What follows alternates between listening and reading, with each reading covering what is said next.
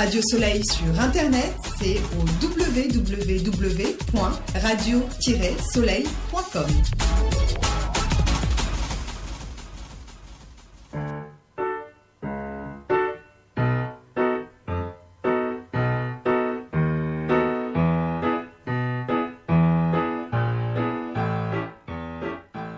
Bonjour à toutes, bonjour à tous, bonjour Hamid, notre metteur en ondes, bonjour Chantal. Bonjour André. Pour ce nouveau numéro de Jeux de scène, l'émission en direct de Radio Soleil consacrée à l'actualité du spectacle vivant en général et du théâtre en particulier.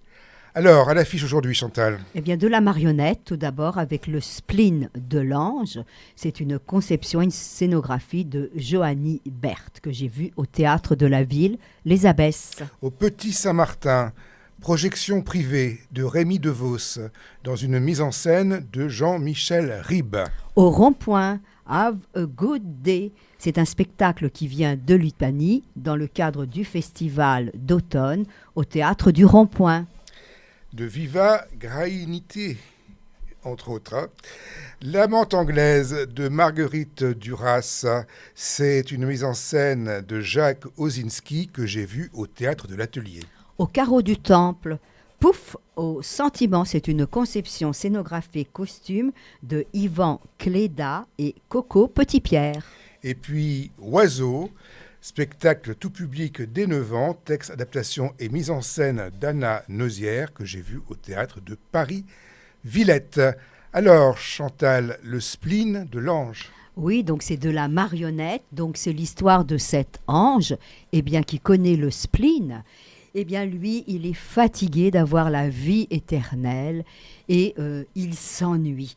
Donc, il a envie de devenir humain. Donc, on sent bien qu'à travers ce spectacle, il s'agit tout de même de parler des humains. Alors cet ange se rend compte que les humains ne savent pas profiter des bons instants de la vie, qui recommencent toujours les mêmes erreurs. Ils sont dans une sorte d'amnésie, ces hommes. Alors imaginez cette grande marionnette suspendue, on est dans le noir, on ne voit pas la manipulatrice, et au-dessous, il y aura ces petites figures humaines. Johanny Berthe donc, a conçu le spectacle. Alors cet ange porte de grandes ailes bien qui se replient. Il y a vraiment de la magie dans ce spectacle. Pourquoi ? Ça vient notamment des lumières. Alors ces lumières, ce sont des néons, c'est des lumières modernes. Et j'ai trouvé qu'elle introduisait une sorte de fantastique poétique. On est dans cette grande épopée de l'ange. On peut rire aussi parce qu'il y a du burlesque, surtout quand l'ange cherche à se supprimer. Il a envie de connaître la finitude, il a envie de mourir. Donc les tentatives sont multiples et variées. Il s'écartèle, il se met la tête dans un four, mais bien sûr, jamais il n'arrive à mourir. Il y a aussi du comique lorsqu'il deviendra peut-être et sans doute humain, donc ça ne réussit pas, il y a des ratages, il peut avoir plusieurs têtes, il n'a pas forcément les mains qui seront des fleurs rouges, et quand il découvrira son sexe comme les hommes, il sera tout à fait étonné. Il y a en plus, ce qui donne la force à ce spectacle, c'est qu'il y a un très bel accompagnement sonore, avec violon, violoncelle, et puis des percussions, et à un moment donné, il y a des chansons qui révèlent le monologue intérieur de l'ange, et j'ai trouvé qu'elles étaient véritablement très belles, très douces. Il y a quelque chose comme du romantique dans le son, dans le texte. C'est vrai qu'on pourrait penser que Johanny Berthe a été un peu inspiré par le film de Wim Wenders, Les ailes du paradis, où on voit dans Berlin des anges qui errent. Donc vraiment, j'ai été surprise par ce spectacle. Je dois dire que je connaissais quand même Johanny Berthe, parce que je l'avais vue dans un spectacle précédent, N. Et là, moi, la marionnette, elle me fait toujours rêver. Je trouve qu'elle est parfois plus habile à exprimer les transports et les sentiments humains que l'acteur. Et il y a le fameux moment où il y a transformation de la marionnette en être humain. Et là, c'est intéressant parce que c'est Johanny Berthe que nous voyons. Et donc, il a la lourdeur, la pesanteur due à la gravité avec ses gros godillots, alors qu'on avait vu une marionnette constamment suspendue, tout à fait aérienne, et quel sera un des derniers désirs de l'ange, eh bien, allez vous avez jusqu'au 26 octobre pour voir ce spectacle au Zabès, théâtre de la ville, pour le savoir. André, donc tu es allé voir Projection privée avec d'un bon auteur, Rémi DeVos. Et puis Jean-Michel Ribes a quitté la direction du Rond-Point, mais pas du tout l'humour. Et donc il va mettre en scène cette comédie d'une façon particulièrement amusante. Alors, qu'est-ce que c'est cette histoire banale, hein, finalement, d'un couple qui finit par ne plus se connaître tellement ils ont resté ensemble et qu'ils s'ignorent. Et le monsieur va ramener une petite dame à la maison.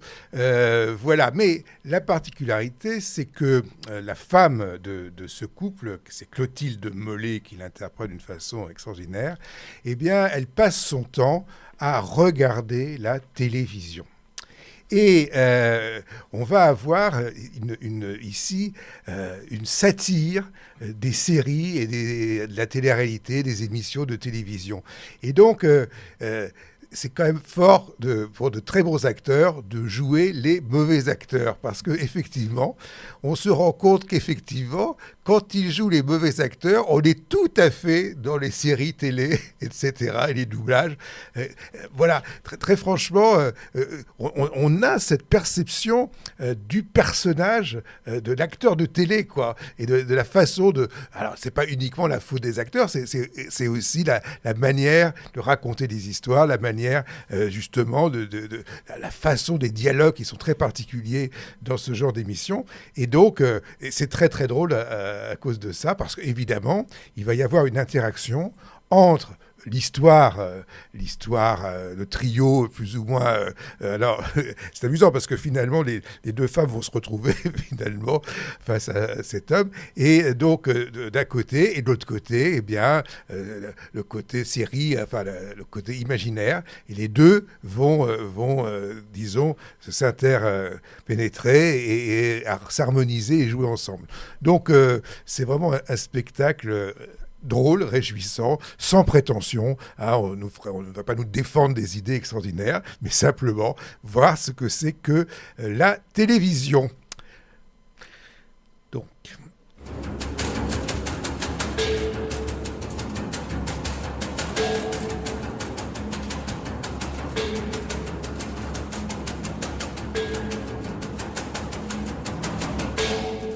Chantal, est-ce que tu as un bonjour, a good day? Oui, have a good day. J'ai un bonjour de Lituanie parce que c'est un spectacle qui vient de Lituanie et tout à l'heure dans le générique, je n'ai pas donné les différents noms. Je vais essayer de les prononcer correctement. Donc le livret est de Vaiva Grenité, la conception de la musique est de Lina Lapelite et c'est Rugile Bardziukate qui fait la mise en scène. Alors c'est un spectacle musical, moi j'ose dire, une sorte d'opéra très original que j'ai vu hier soir au théâtre du Rond-Point. Pourquoi je l'ai trouvé original?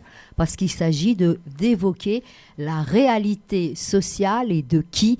Eh bien, de caissière dans un supermarché. Alors, imaginez sur la scène, nous avons 10 caissières qui sont habillées de la même manière avec un petit chemisier bleu et leur tablier bleu foncé. Elles ont la même posture et quand on les découvre sur un fond très blanc, eh bien, elles sont en train de scanner le code barre de différents produits. Donc, déjà, il y a une certaine étrangeté.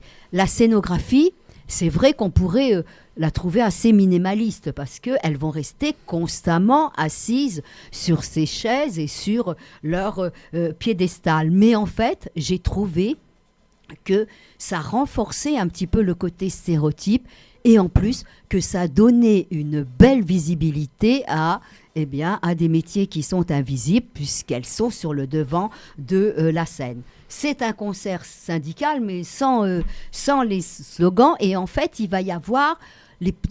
on est dans leur intériorité avec le livret, et on nous parle bien sûr de leurs conditions de travail, mais aussi peut-être de leurs rêves, de leur vie. Moi, on a vraiment ressenti l'atmosphère du supermarché. Comment ?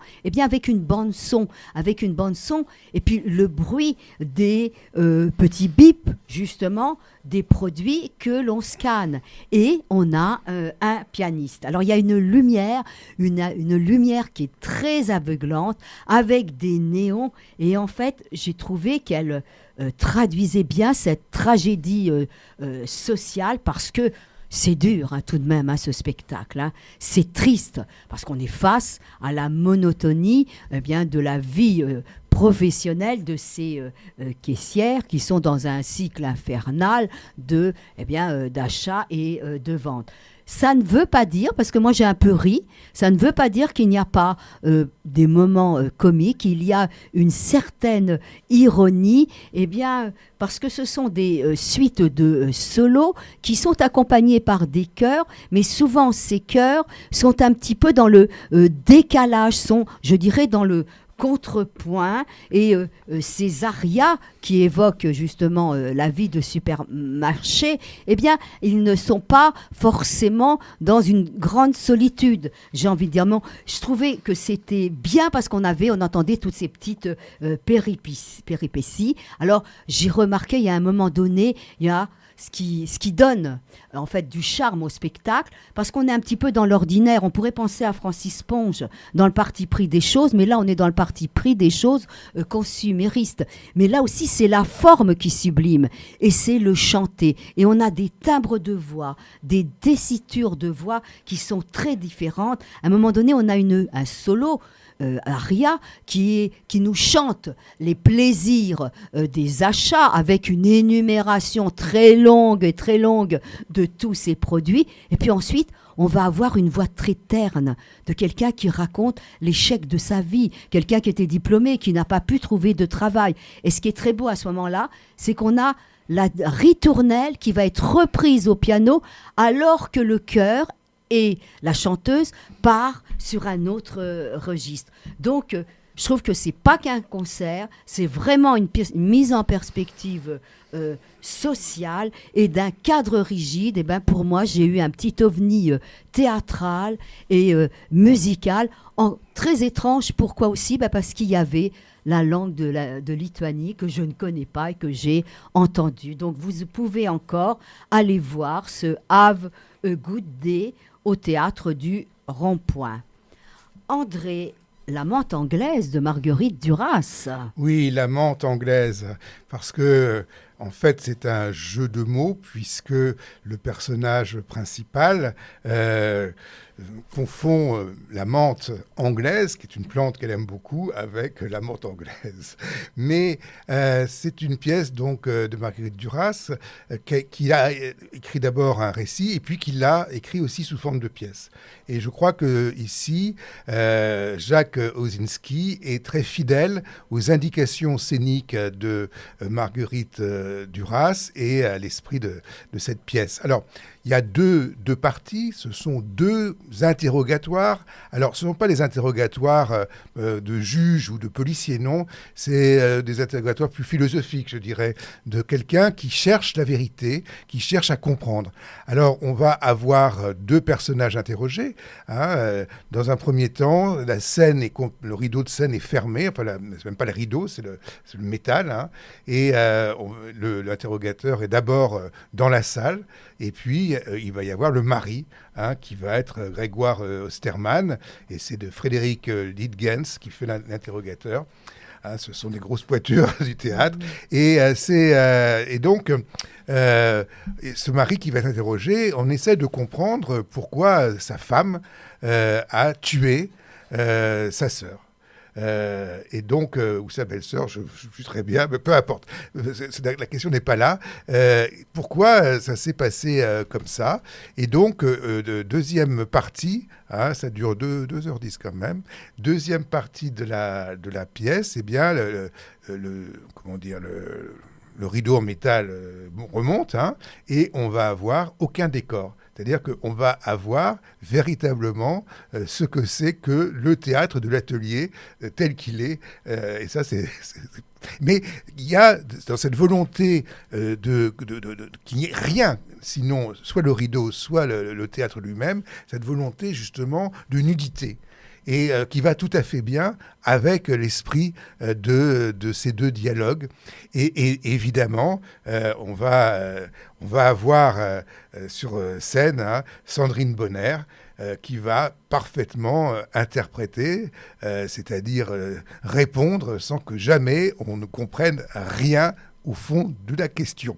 C'est très passionnant parce que, et puis ça c'est Marguerite Duras, hein, alors heureusement que, c'est une histoire de Grégory, je ne vais pas revenir là-dessus, hein, mais on comprend mieux pourquoi elle peut dire des bêtises comme ça, elle a pu dire des bêtises comme ça, parce que elle est complètement obsédée, hein, par la culpabilité et par pourquoi est-ce qu'on va tuer quelqu'un qu'on aime finalement. Hein, peut-être. Et donc, il y a là quelque chose. Je crois que Marguerite Duras arrive malgré tout à non pas à nous faire comprendre, mais à nous faire comprendre que l'on ne peut pas comprendre, à nous faire comprendre un petit peu les tortuements, les dispositions complexes d'un esprit, hein, d'une vie, d'une façon d'être au monde qui est particulière à chacun et qui est particulière à son personnage. Alors moi, j'ai bien aimé cette mise en scène et cette interprétation parce que j'ai trouvé qu'effectivement, on était toujours dans l'interrogation, toujours dans ce... et en même temps, on a l'impression qu'on comprend et on s'aperçoit qu'on ne comprend pas. Et je trouve qu'il y a un jeu comme ça avec l'intelligence du spectateur qui est absolument formidable. Donc je vous recommande cette Amante anglaise de Marguerite Duras au théâtre de l'Atelier.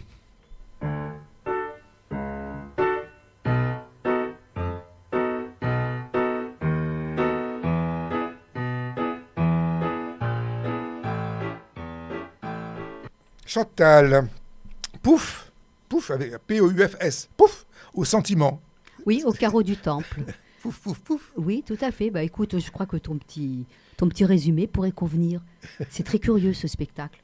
C'est une sorte de rêverie autour de l'amour, mais en fait, c'est dans un cadre très pastoral, dans une sorte de jardin à la française, tout de verdure. Donc sur la scène, qu'est-ce qu'il y a? Il y a beaucoup de feuilles, on est dans le vert, et puis on va deviner des murs, on va deviner des bancs, il y a des monticules, etc. Il y a des sculptures, toutes de feuilles, et tout cela va s'animer grâce à qui? Grâce à des acteurs qui porteront aussi un costume de verdure. Alors, c'est l'amour, et d'un monticule va sortir deux êtres, un homme et une femme au départ. Ils ont l'air d'être en fusion. On voit une jambe, 2 jambes, 3 jambes, puis les 4 jambes. Et donc, ils vont être dans ce jardin. Et en fait, qu'est-ce qui est intéressant là-dedans, c'est qu'on a un contexte très artificiel et on va voir un mode d'expression très élégant, très précieux dans leur déplacement. Alors on sent qu'il y a là quelque chose de parodique, on sent qu'il y a quelque chose qui est renvoyé au XVIIe siècle, et on va bientôt découvrir qu'il s'agit de la carte du tendre de Mademoiselle de Scudéry. Donc ces deux-là devront aller de l'amitié jusqu'à l'amour, mais il y aura des obstacles. C'est un spectacle de danse. Alors pourquoi pouf ? Parce qu'il porte sur la tête un gros pouf, très soyeux, très plumeux. Ils ont aussi des protubérances sur leur corps, parfois sur les épaules et sur leurs hanches. Ils ont l'air d'être moutonnants. Mais quand même, on voit leurs jolies petites fesses là qui sont bien découvertes. Alors, il y a la danse. Et bien, la danse, comme je l'ai dit, elle est belle parce qu'elle est tout de grâce. Ils font les pointes pour faire ce voyage dans le voyage de l'amour. Mais par moments, comme tout à l'heure, je l'ai dit, il y a des obstacles. Donc, ils seront dans des mouvements un peu plus de dislocation, etc. C'est très théâtralisé. Parce qu'il y a beaucoup j'ai envie de dire des fumées blanches. Et par exemple, ces poufs, à un moment, deviendront un petit peu lumineux. C'est complètement original pour moi. C'est Yvan Cléda et Coco Petit-Pierre qui ont eu cette belle idée. C'est original parce que il y a comme je le dis, et je le répète, il y a ce mélange de préciosité littéraire, d'anachronisme pour représenter le sentiment amoureux, avec beaucoup de raffinement, mais avec une certaine ambiguïté érotique, et on y est très sensible. Ce langage chorégraphique et scénographique, eh bien, il est sur le cachet, sur le dévoilement. C'est un petit peu un jeu de cache-cache, comme il peut y avoir dans le sentiment amoureux. Donc, une petite curiosité au carreau du Temple. André, on termine au théâtre de de la Villette avec Oiseau. Avec Oiseau. Alors, Mustapha a perdu son papa. Pamela a perdu son chien. Quand ils rencontrent la petite Françou, une gamine de CP qui sait comment on va de l'autre côté, l'espoir de revoir leurs disparus les gagne. Une drôle d'aventure commence qui va entraîner tous leurs camarades de classe et affoler les adultes. Voilà, donc c'est un spectacle qui a quand même été créé pour les enfants. Hein. Alors, mais le problème, c'est que les enfants, on ne les a que, pas beaucoup d'ailleurs, mais sur des films. Hein. Sinon, sur scène, on a 2 dames, pas toutes de notre âge, et qui vont jouer les rôles des enfants, des parents, de tous les rôles aussi, de la maîtresse, etc. Dans cette espèce de... Alors, moi, ça n'a pas du tout marché pour moi. Hein. Il y avait beaucoup d'enfants. Bon... je ne sais pas, je ne peux pas interpréter. Bon, les parents ont applaudi, les enfants donc ont applaudi aussi. Mais j'ai pas... Enfin, je ne suis plus un enfant. Mais je crois que si j'étais un enfant, je n'aurais pas été complètement pris par ce spectacle. Et en tant qu'adulte, peut-être non plus. Pourquoi ? Parce qu'il y a plusieurs choses. D'une part, ce problème d'interprétation. Je crois que c'est difficile de nous faire sentir vraiment tous ces personnages différents avec simplement deux actrices sur scène. D'autre part, il y a aussi le fond de cette écriture, de cette sorte de révolte un peu démagogique des enfants contre l'univers des adultes, et cette façon de voir les choses. Donc on arrive à la caricature, que ce soit de la directrice d'école, que ce soit qui vont avoir la directrice, elle est infernale, elle a tous les défauts, elle est vraiment pas gentille. Hein. Alors je ne veux pas défendre les directrices d'école spécialement, mais il y a cette espèce d'affrontement enfant-adulte qui, pour moi, part du regard de l'adulte et non pas du regard de l'enfant. Donc c'est comme ça que j'ai ressenti les choses, et c'est pour ça que Oiseau ne m'a pas fait m'envoler. Donc on vous a parlé de Oiseau au théâtre de Paris-Villette. De Pouf au centre. Alors l'Oiseau, excusez-moi quand même, c'est Anna Nozière qui a écrit et mis en scène Oiseau. Oui. De Pouf au sentiment, conception, chorégraphie, costume, Yvan Cléda, Coco Petit-Pierre, au carreau du Temple. Je suivrai, moi, cette compagnie pour voir leurs nouvelles œuvres. À l'atelier, à mon avis, très belle représentation de l'amante anglaise de Marguerite Duras. un opéra extrêmement original qui vient de Lituanie, Have a Good Day, Vaiva Grenite pour le livret, Lina Lapelite pour la conception et la musique, Rugile Bardziukate pour la mise en scène, et c'était ton rond-point. Il reste quelques jours pour le voir. Une satire de la télévision ordinaire, si je puis dire, projection privée de Rémi DeVos dans une mise en scène de Jean-Michel Ribes. Et un très beau spectacle de marionnettes, le spleen de l'ange de Johanny Berthe au théâtre de la ville, avec de très belles chansons et une manipulatrice dont je n'ai pas donné le nom, Chlore Desbenoît. Voilà, et nous on se retrouve la semaine prochaine pour de nouvelles aventures dramatiques, donc théâtrales. Au revoir.